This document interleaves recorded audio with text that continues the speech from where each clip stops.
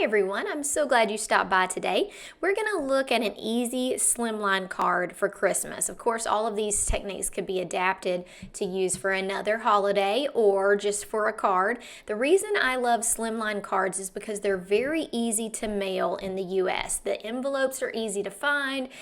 They just don't usually require any extra postage, which is really nice when you're mailing out your holiday cards because you don't want to have to spend a whole lot extra for people to get your lovely handmade cards.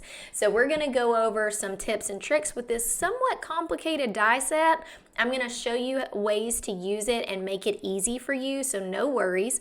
We are also going to look at some embossing with a folder, as well as just a little bit of foiling, mainly just foiling for the sentiment that we use here. So let's get right into this video. If you haven't done it yet, please hit the like and subscribe button. That makes such a difference to me, and I appreciate it so much. Okay, let's get into this die set. It has a lot of pieces and it looks a little confusing when you first see it. So I'm going to pull off the pieces that cut the shape out basically. So we've got two different size circles here and these are going to cut the shape of the ornament. Now when these ornaments are finished, they are not necessarily just a circle shape. So like if you look at the front of the package, you see how you could have a circle ornament or you can add extra points to it and make it more of an oval. So I'm going to show you some of the pieces that do that. So this right here is the top of an ornament and the piece that I'm picking out is not on the front package, but it's just a different shape. It's going to go on the top and it's the part that cuts that out, so cuts out the actual shape. So the ones that cut the shape, you can kind of tell they're an outline basically. The ones that I used the most were this shape that's going to create more of an oval look down here. I guess you could, it almost looks like a Hershey's Kiss. And then this other one that's more rounded. So those are outlines that you can see on the front here. I'm going to put some pointers to them. The rest of the circle shapes on the other side cut the middle of the ornament. So they don't make a line around it. You're going to have to use that with an outline die. And I'll show you what I mean and the easiest way to do this. But they cut that beautiful pattern. And we've got several different patterns in this pack that are really fun. So I have some nice gold paper that I'm going to be cutting this out of, and you'll see that I'm starting to put things together. So I've got an outline, I've got to find one of my small patterns. I like these two that have this kind of flourish with them. Those look really good. And then I'm going to find the middle part that goes with these. And what we're doing right now is we're cutting the gold area. Okay, so this is the outline on the front. We will still need to cut something that has color behind it unless you wanted to just make it white behind your card. So this is kind of the outline that goes on top of the ornament. Now putting these pieces in there, they can move around a little bit. So I'm going to show you the best way to make sure you get an even cut with them. Here's what I found worked the best with this paper, was using a piece of washi tape, kind of lining my center up and then pressing it down on the outline. You see how I'm lining it up where there's some black I can see around it and make sure it's even. And then I tear my washi tape and stick it to the gold. Now you need to look at your tape, make sure it doesn't mess up your gold paper. I did check this tape and it was fine. There were, I tried using some tape that was a little bit smaller or a little less sticky, but it just didn't work. So I can see through that tape and I can push that piece in evenly, which is hard to do if you don't pick it up with a piece of tape. So I'm going to do the same thing with this one. I'm going to go ahead and set my piece on the gold.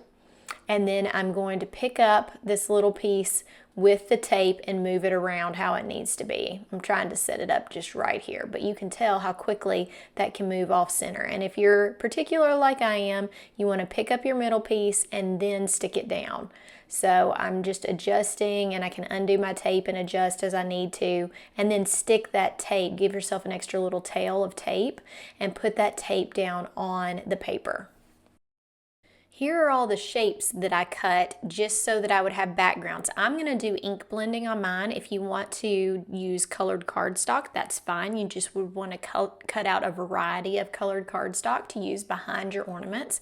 Remember, we've already cut out the fancy part that's going to be gold on our card. So this, like I said, it doesn't cut, and you can see by this, if you just cut with that piece, you're going to have an edge too. So you want to make sure you use your outline around these fancy pieces when you're cutting them out of gold, and then all you use to do your background pieces is the solid shape.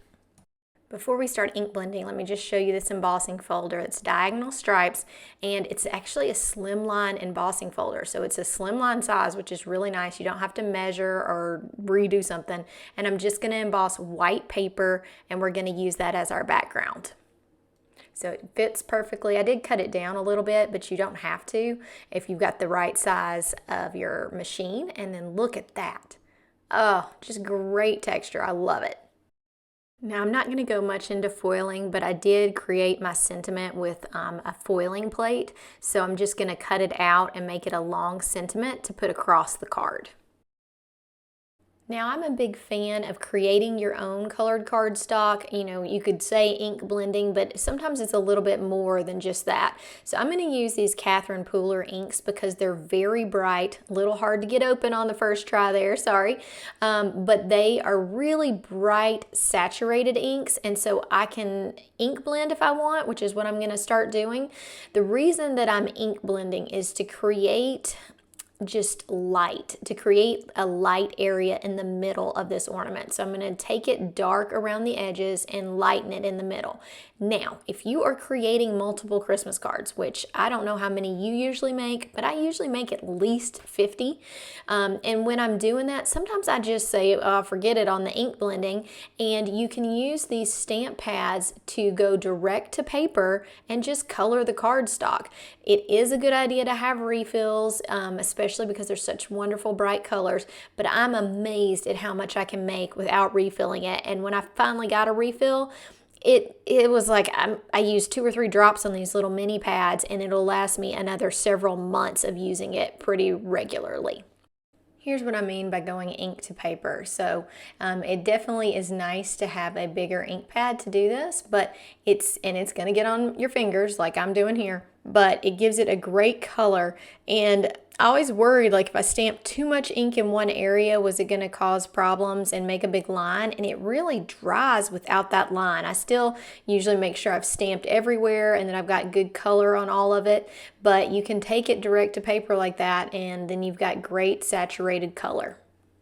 Once I saw how dark that green was direct to paper, I knew I wanted my red to be that same way. So I'm just going to take it direct to paper with the red. This is another way to do it where you're putting it down on a mat.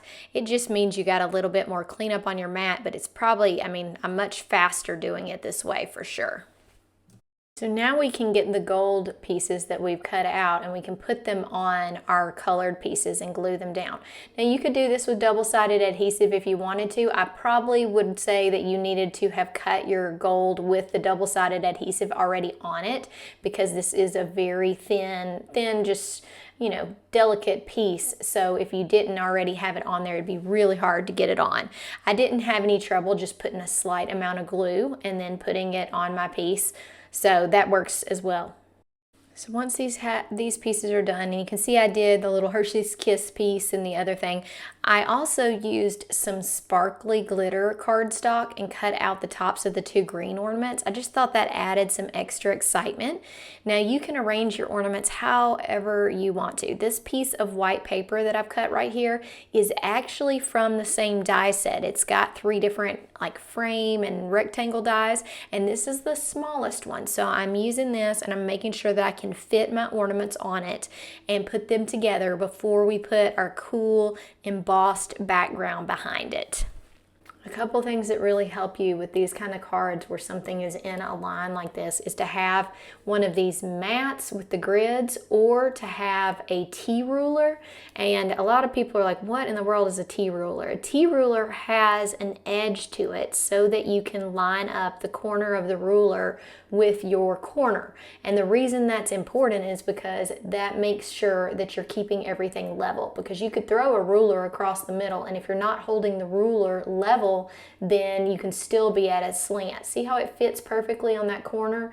And it's got a little lip to it, so it will hold itself perfectly straight. So I can see if I've got everything correct, and I've used a little glue so I can push them around just a little bit. All that's left to do on this part of the card is glue these down. Now you've got these are going to stick up just a little bit, so the one that's more oval and that one, because I've got 2 layers of cardstock already, you may want to add either some foam tape. I didn't have a foam tape that quite worked, and with my oval one, most of the oval, or most of this little Hershey Kiss part actually is on my ornament, so it just sticks up a little bit. But with the glittery ornament tops, I did add a couple of pieces of cardstock just behind the area that's not on top of the ornament to give it a little bit more height. So here's how that is looking. Now we need to figure out where our sentiment is going to go. I know that I'm going to have this as the background, which I really like having that texture back there. And now it's just deciding, where do you put your sentiment? I think there's a lot of great places to put it. It could have been in almost all these places, but I really liked it being just straight right across the center.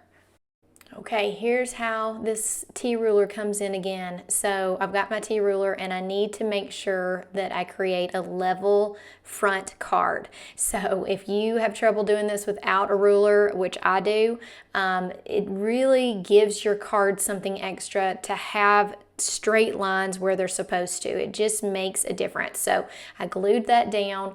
Now all I got to do is the sentiment. Same thing with this. If this is off a little bit and it's not perfectly level, it's really obvious on that card, and I really think it throws off all this hard work that you've done. So just be really careful making sure you've made a level area, and I use my T-ruler to do this. I also look at these little hash marks here to look at how much I have on each end and know if I need to trim this sentiment down. So you can see I've got just a little bit more on this edge than I do the other one. So I'm going to use my scissors and just take off, what is that, probably like a half of a, I don't know what that is. Maybe that was about 0.25 in each square, and I think I took off half of one of those. And I know I'm still kind of guessing, but I'm a lot closer on my guess than if I wasn't looking at a ruler or, in this case, a mat. Okay guys, so hopefully you enjoyed this.